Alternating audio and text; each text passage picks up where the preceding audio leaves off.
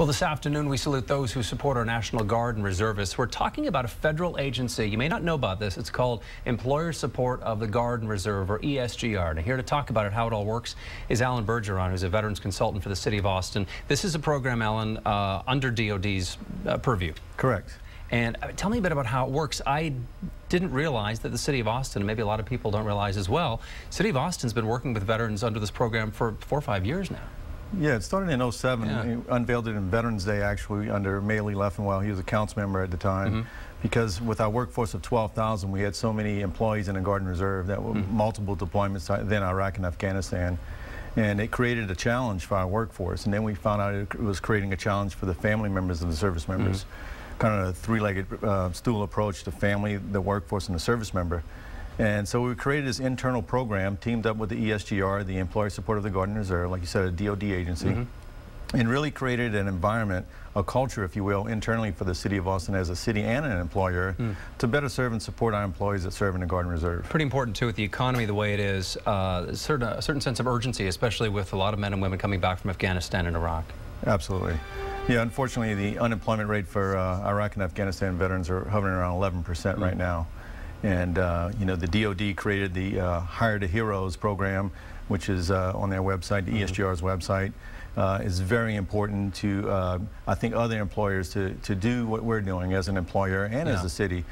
We created a veterans preference in hiring for the City of Austin. We're hiring 3 to 5 veterans per month. And the mayor and the city manager believes that hiring veterans is good business. Yeah, well, if you've got the mayor's support and Mark Ott's support.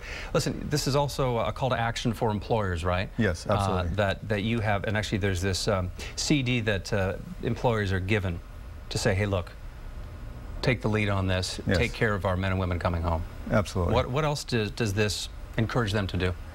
I think the most important part, Robert, is the fact that we are training the managers and supervisors that are down in the trenches. Because over the years, a lot of managers and supervisors didn't realize that they had employees that were veterans or serving in the Guard and Reserve. And they weren't really supporting them when they got called up for duty all of a sudden. So we created a training module for the City of Austin. We train all of our managers and supervisors on USERRA, which is the Uniform Services of Employment and Reemployment Rights Act. Long title, but essentially it's a federal law that protects both the employer and the employee. What's exciting here is that the DOD is accepting nominations for the 2013 Secretary of Defense Employer Support Freedom Award, so employers can get recognized for this. How do people nominate their employer? Well, 'tis the season. The Freedom Award Society, the Freedom Award season ends on the 21st of January.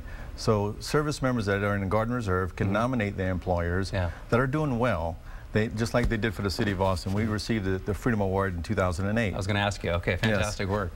Quite proud of that. It's in the mayor's trophy case.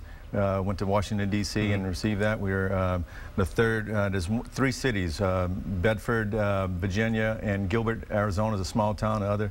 And that's it for cities in the entire country. Yeah, why is that? Austin, in a way, with those other 2 cities, is leading the way on this. We're proud of that. Austin's first in a lot of places. But why are more cities not doing this kind of outreach, do you think? I think it's awareness. You know, we are getting out there and trying to educate other employers in other cities. I know the mayor's going to bring it up at the U.S. Conference of Mayors next year. Every year we now go to the Washington part of the Freedom Award Society, where we're trying to bring the awareness up to other cities throughout the country. Oh, as you say, 'tis the season, Alan Bergeron. Thanks for coming in and filling us in on this. This is a great thing. Thank you so much, Robert. All right, have yourself a good weekend when it comes. All right, more news to come. We'll be right back. Stick around.